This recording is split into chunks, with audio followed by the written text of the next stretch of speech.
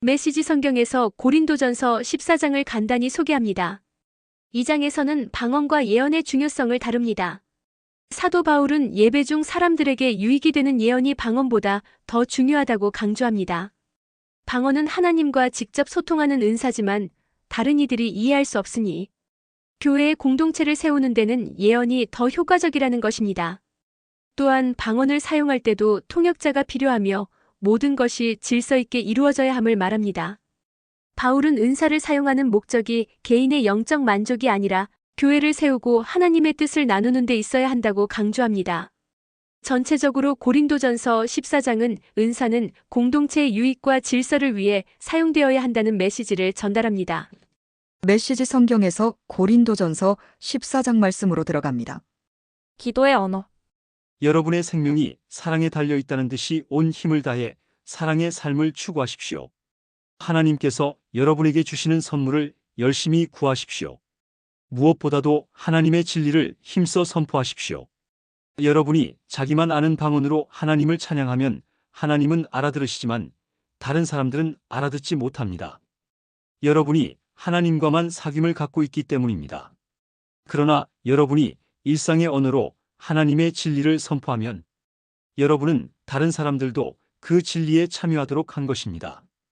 그러면 그들도 자라고 튼튼해져서 여러분과 함께 그분의 임재를 경험하게 될 것입니다. 자기만 아는 기도의 언어로 기도하는 사람은 거기서 많은 것을 얻겠지만 하나님의 진리를 누구나 알아들을 수 있는 말로 선포하는 사람은 온 교회를 성숙시키고 튼튼하게 합니다. 나는 여러분 모두가 기도로 하나님과의 사귐을 발전시키기를 바랍니다.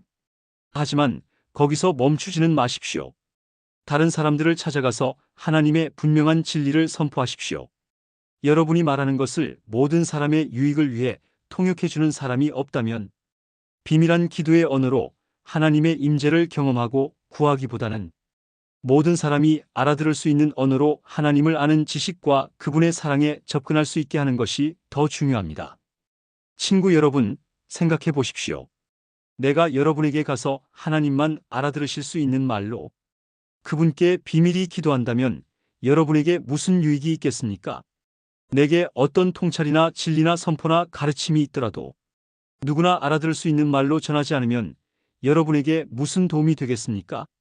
가령 플루트나 하프 같은 악기들이 각각 독특한 음색으로 조화를 이루며 연주되지 않는다면 우리가 어떻게 선율을 알아듣고 음악을 즐기겠습니까?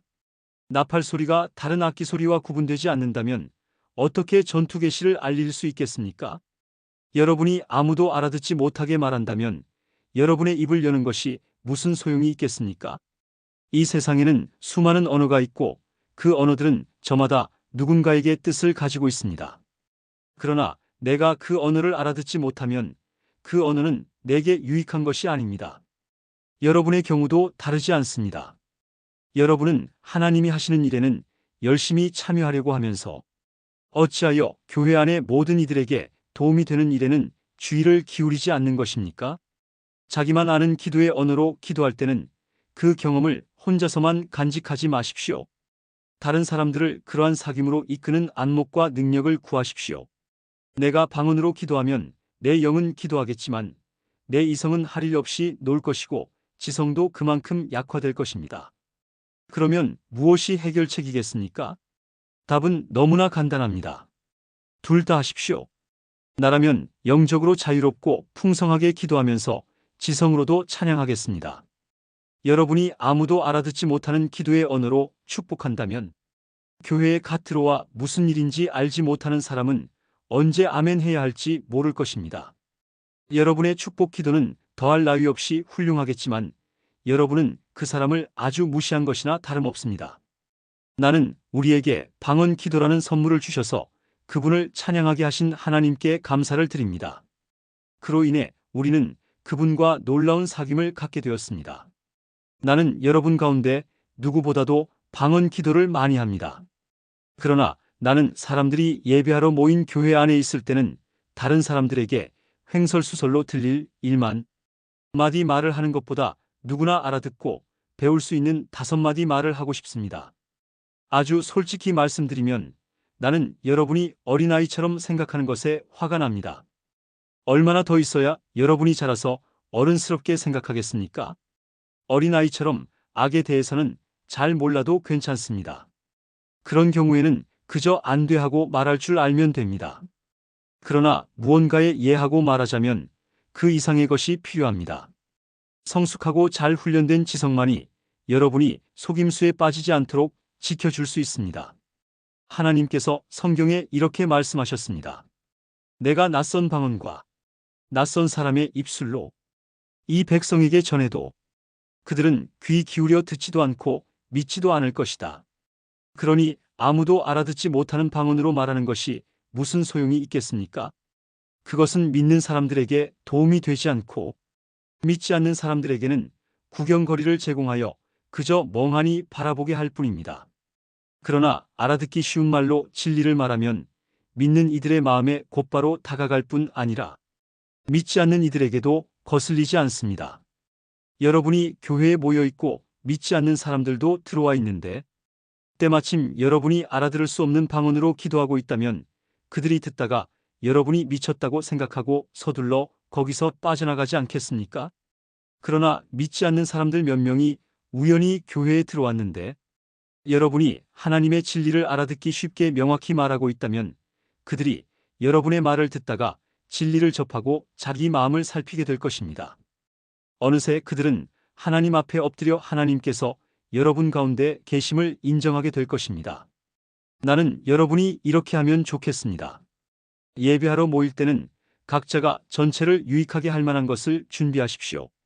찬송을 부르거나 가르치거나 이야기를 해주거나 기도를 인도하거나 영적으로 깨달은 것을 나누십시오. 방언으로 기도할 때는 두세 사람까지만 하되 그것도 여러분의 말을 통역할 사람이 있을 때에만 하십시오. 통역할 사람이 없거든 하나님과 여러분 사이에서만 하십시오. 모임에서는 두세 사람 정도만 말하고 나머지는 귀 기울여 듣고 마음에 새기십시오. 한 사람이 독차지하지 말고 차례를 지켜 말하십시오. 그리고 말하는 사람은 각자 기회를 얻어 하나님으로부터 받은 특별한 것을 말하십시오.